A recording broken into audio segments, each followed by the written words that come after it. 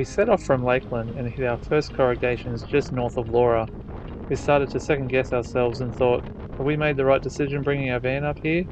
But we let our tyres down and stopped every 20 minutes or so to check the van inside and out. Everything was looking good, so we pushed on. We took it easy and made it to Bramwell Station at the start of the old telegraph track in one piece, stopping for 2 nights along the way.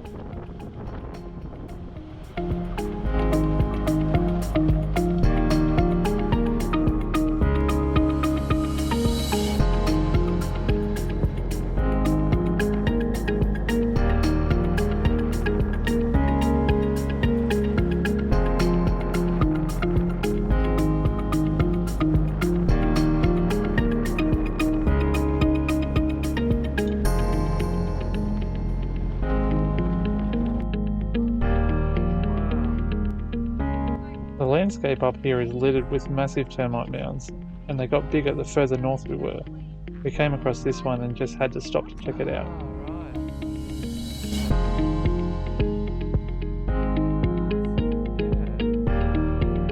It gives strength to the mud.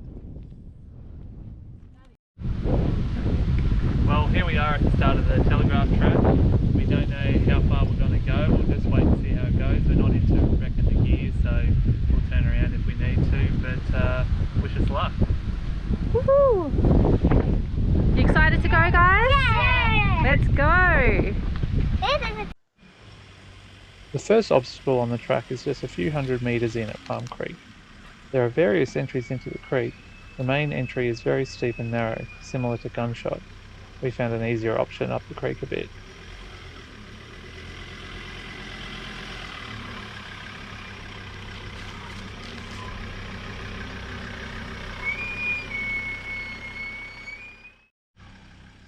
Apologies for the squeaky brakes.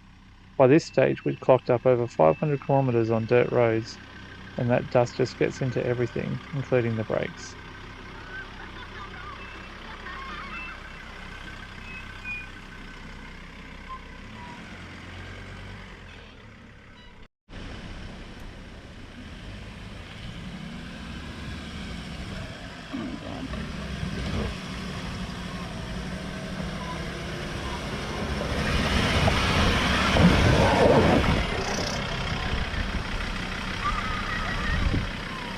The exit was steep with some deep holes. The Ranger doesn't have diff locks, so I had to give it a little more right foot to make it up. Left hand down, left hand down.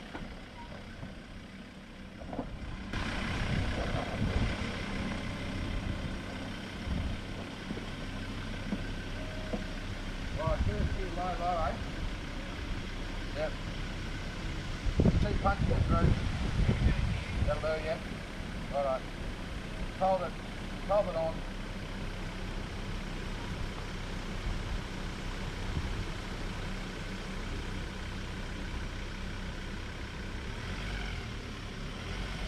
Get up it.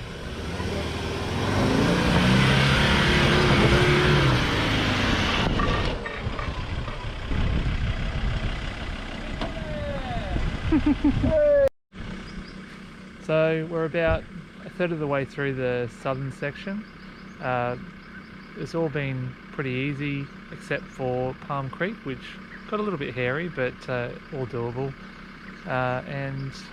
But really the rest of it, except for a couple of little dips and ruts here and there, has just been this sort of straight track with the odd bypass around a fallen tree. So we'll see how we keep going. Gunshot's up a little bit further, so we'll film that one. There's many dry creek crossings along the way. Most are pretty simple, just like this one.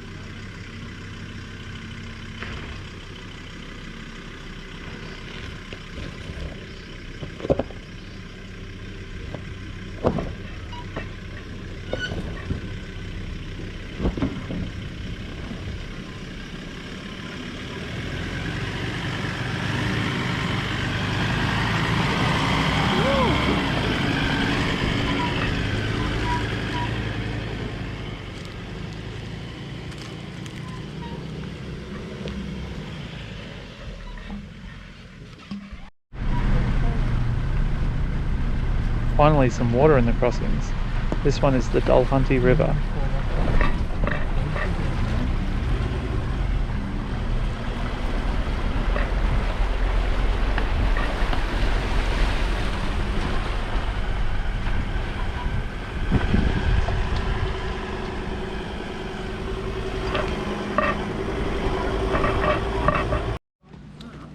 Gunshot. Why do people go down? Infamous. Why do people go down?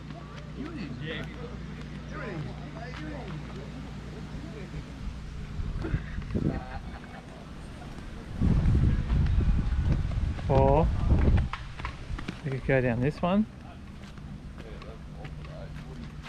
About 3 hours into the track is the next real obstacle, Gunshot Creek.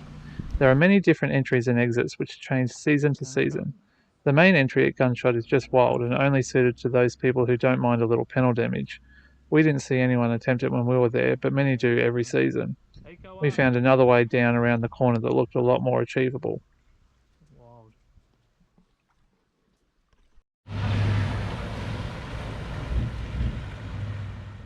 We met a few people along the track and stayed together for the day. This twin-locked 79 series made the exit look easy. Yeah. Oh!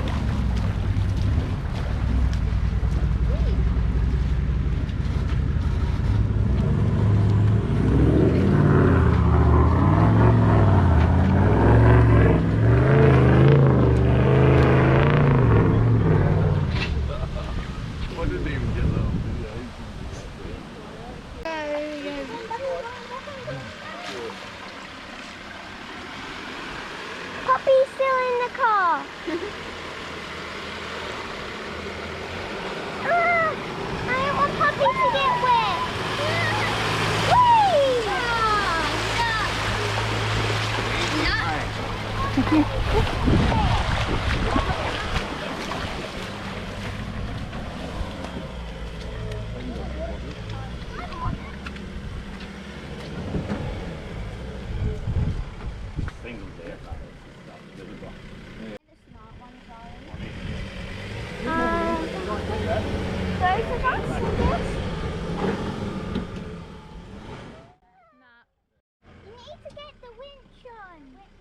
You're going to get flung with dirt here, guys.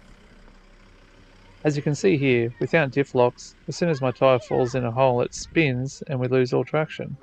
Now I probably could have made it up using some max tracks and a bit more momentum, but for the last few hours we were hearing a clunking in the front end that I thought might be a CV on the way out, so I didn't want to push it, but more on that later. One of the lads was ready with the winch, so we hooked it up and made it out with ease.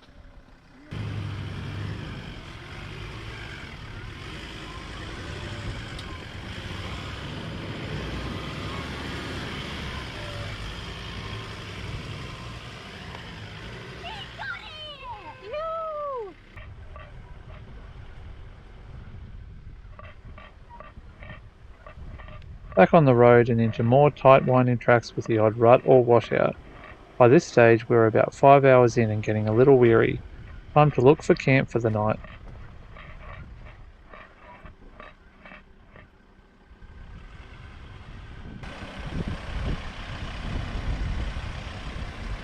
The next crossing was Coatu Creek. There were some deep holes to avoid, so a bit of weaving and winding was required.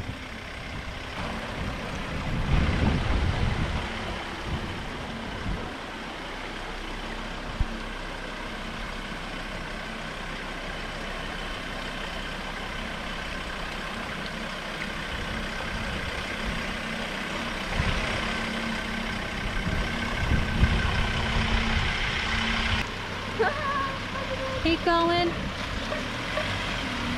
Alright, move out the way, bud. Yeah, now hook it back this way.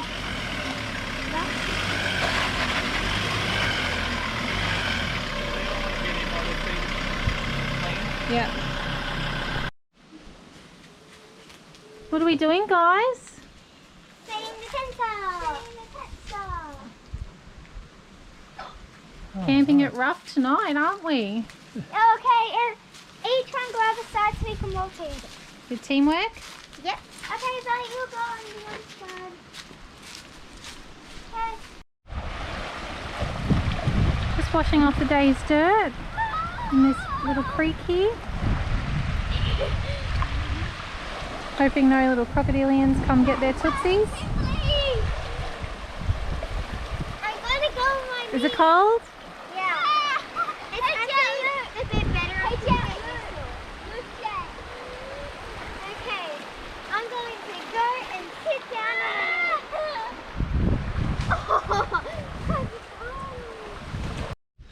Good morning, just thought I'd show you our camp for last night. It's at Coatu Creek and we're a little bit cheeky and decided to camp under the picnic area, but it worked great for us and plenty of other people have done the same. So there's some really interesting little inscriptions and writings on the wall. Everyone seems to write their own you know, tags of when they were here and what they've done, and they've even used this wall as a bit of for memorabilia of their trip. Broken car parts, bits and pieces. Don't know how much you can see in this light, but yeah, Coatu Creek, not a bad place to stay.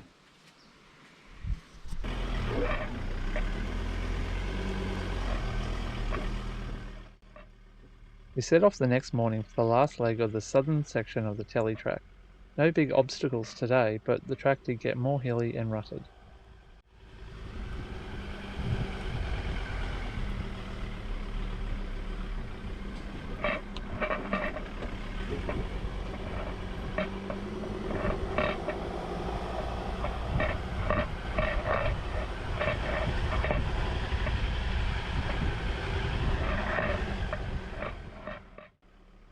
Don't mind that noise, it's just our camp oven on the roof rack. Speaking about noises, the rattle in the front end was getting worse. We had tried to find it a few times but just couldn't pinpoint it. But we stopped again and finally found the cause.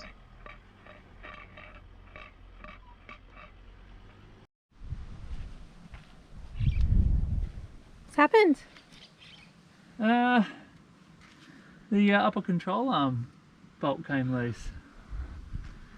That's what, I don't know, how many 100 kilometres of corrugations and then the southern section of the telly track can do.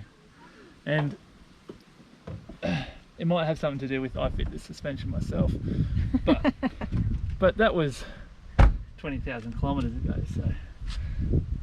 so. We'll blame it on the corrugations, hey? Yeah, okay.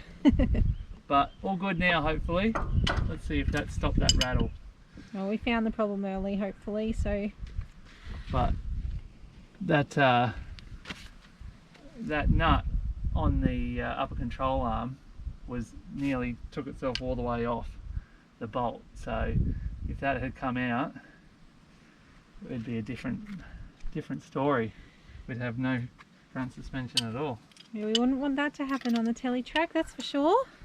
No, but hopefully problem solved, hey? Keep checking that stuff, hey? Yep. It's a good lesson. Yeah.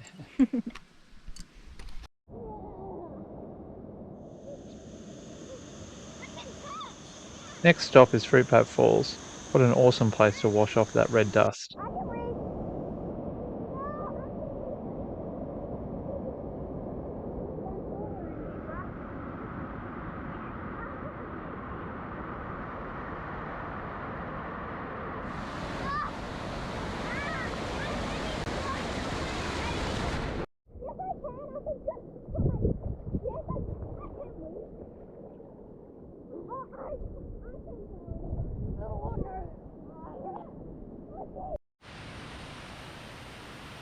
Just down the road was Elliott Falls. This section, known as Twin Falls, was a bit full on for the kids, so we had a dip at the swimming hole just a short walk downstream.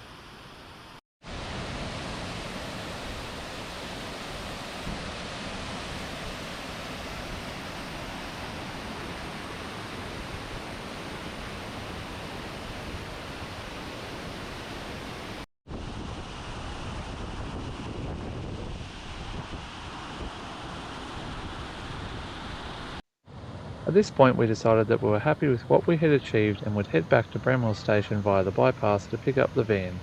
This cuts out the last 1/3 of the track.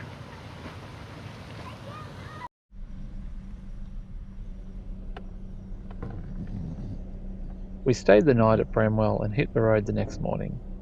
Let's see how we go loading the van onto the Jardine River ferry.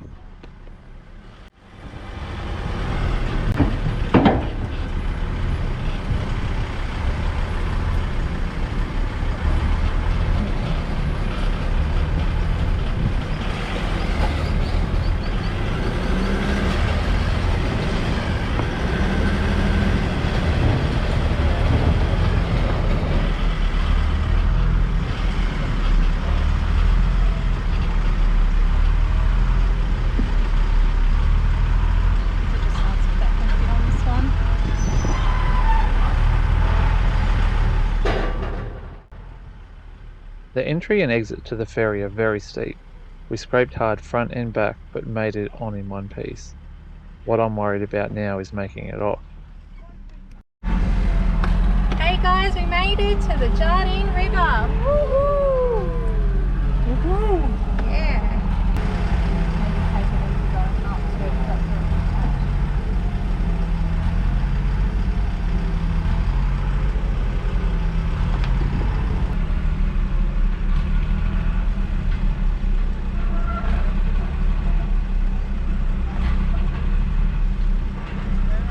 Thank you very much.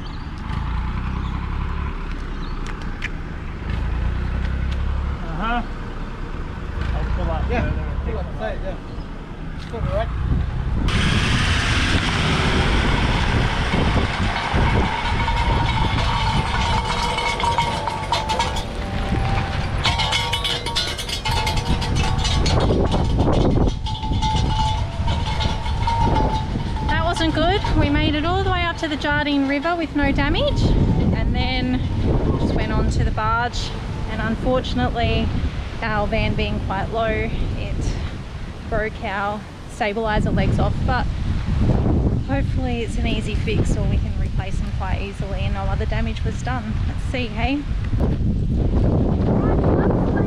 Well, you have to tie them up, but they're broken. Oh well, I wanted to get rid of those anyway. Good excuse. This means we might be a bit pumpkin so we can get some replacements. Yep, snapped clean off on the back end or the front end. On the back end of it, you can see here where it snapped right off the back here. But if that's the only damage we've got coming all this way, I think we're pretty lucky. The van has done us well, I think.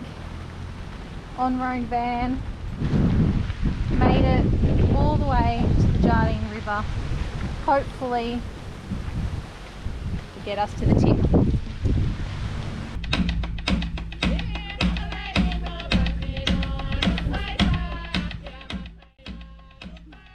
We made it into our camp at Allow Beach, just out of Bamaga. We were just in time to catch this performance being filmed by SBS for a national dance competition.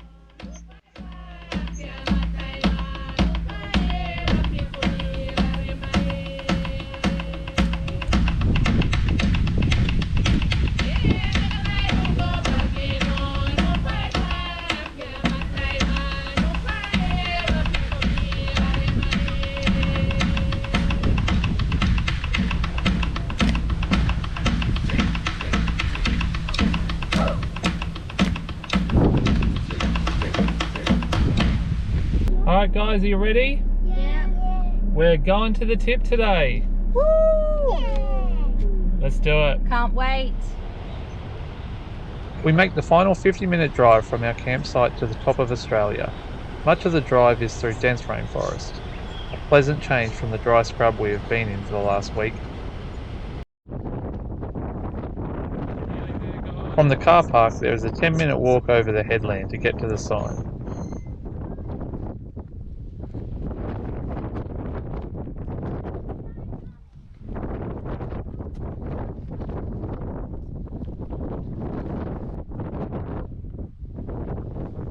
We all had a turn of placing our rocks on the pile to mark our visit.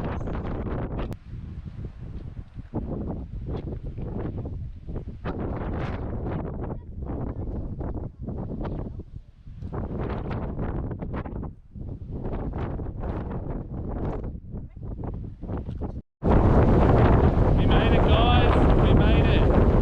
The northernmost point of the Australian continent.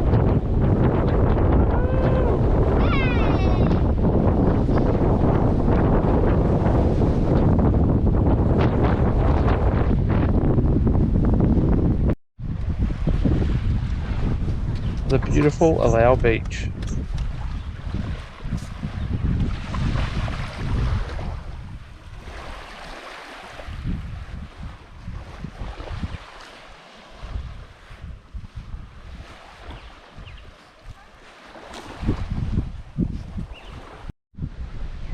Campsites are right on the beach with power, water and even the kitchen sink. So after the incident coming off the Jardine ferry where we ripped off our rear stabiliser legs, I'm just trying to work out a way to the van will scrape either way, there's no doubt about it, it's just so low, but when we drag it off the ferry I just don't want it to catch up on anything, so this is what I've come up with for now, and we'll see how it goes.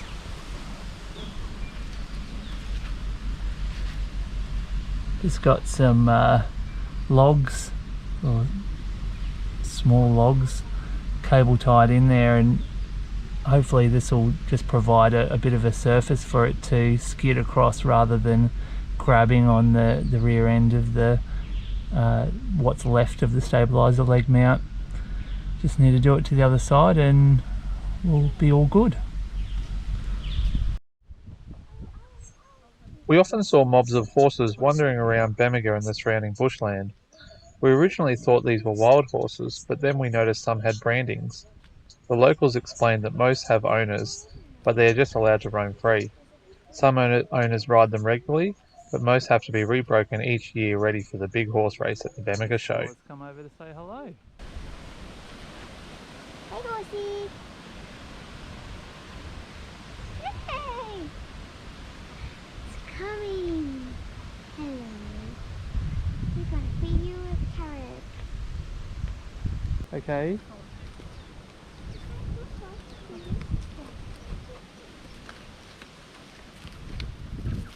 Hello. So bondy. That wild. Hello. Hello. Jensen. These 3 plane crash sites are all surrounding the Northern Peninsula Airport, which during World War II was known as Higgins Field. The first and most easily accessible, right next to the road, is a DC-3 bomber that crashed in 1945. All 6 people on board died in the crash. The wreckage is the most complete of the 3 sites. If you walk back along its final path, you will find other sections still laying where they were ripped from the bomber as it flew through the trees.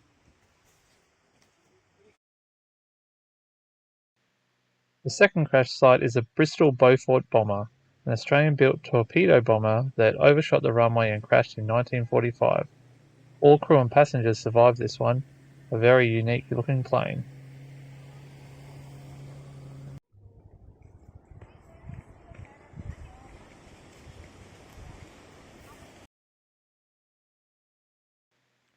The last site is a little further down the road and a bit harder to find. This is a Curtiss P-40E Warhawk, single-seat fighter plane. Not much info on this one, but it looks like it came down pretty hard.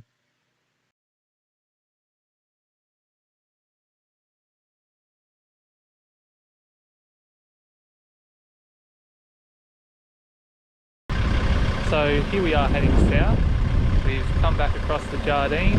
We scraped hard again, but no big damage.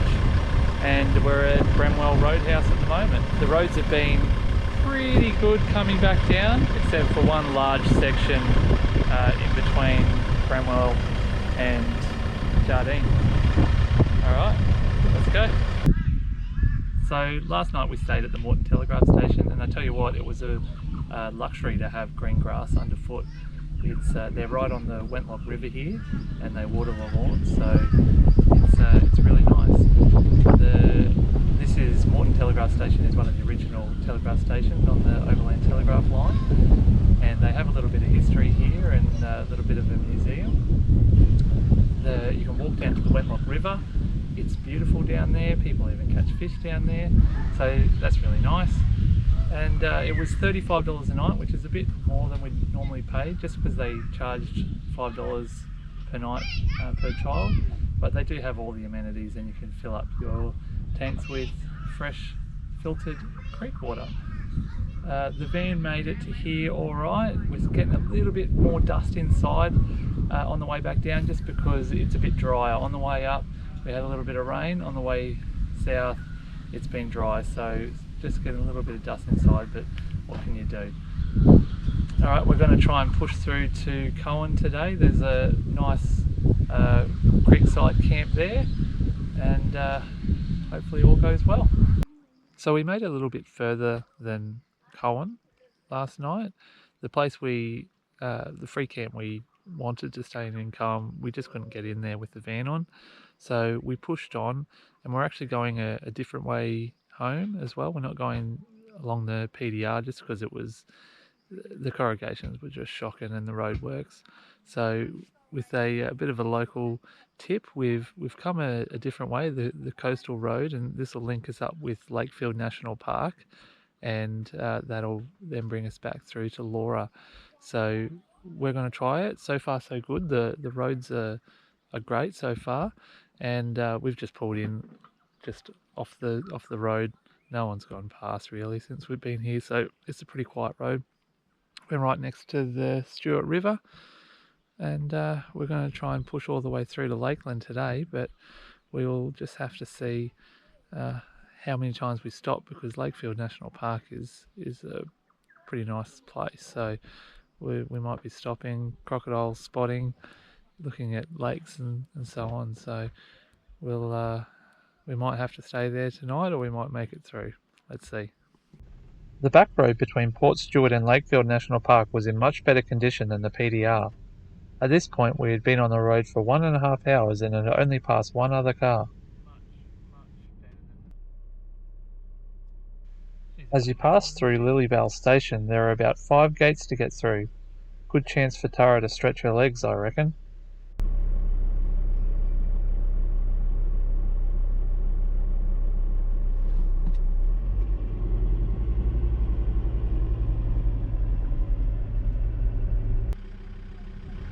You'll know when you're in Lakefield National Park when you enter Knifeold Plain. Only grass and termite mounds for as far as you can see.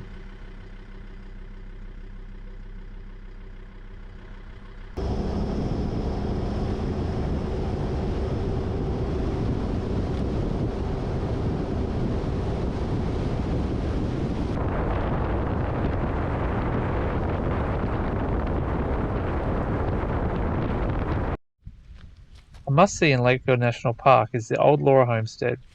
First leased in 1879, it was a successful cattle station and meatworks servicing Cooktown and the Palmer Goldfields.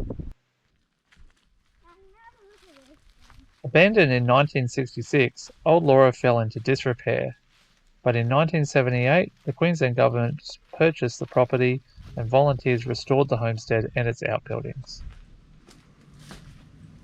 Definitely lots of holes in that, which looks like gunshots have been shot in. I think gunshots have been shot in here, Daddy. You think? Look, the engine is still in it. Check out this old Ford Blitz truck, That's still like- here after that's all like these our years. van. The engine goes.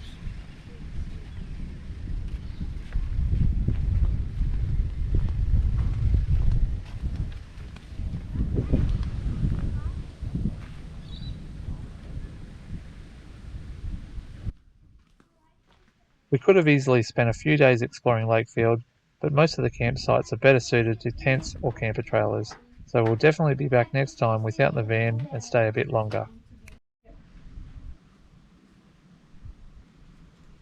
That's hard fly screen.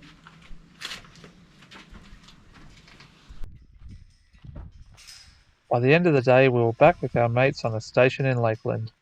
We'd all missed our girl very much, and I think it's safe to say she missed us too. Hello!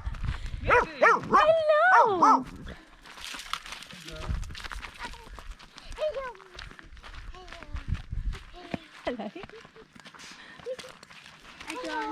Hello, now you know who we are, don't you? Hello! Hello!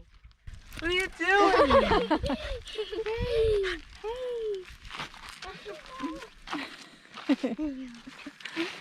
What about me? Hello. All up, we did about 1,500 kilometres of dirt roads and corrugations, so we think our gear fared quite well considering. Time now to clean all the dust out of the ute and the van and make a few minor repairs.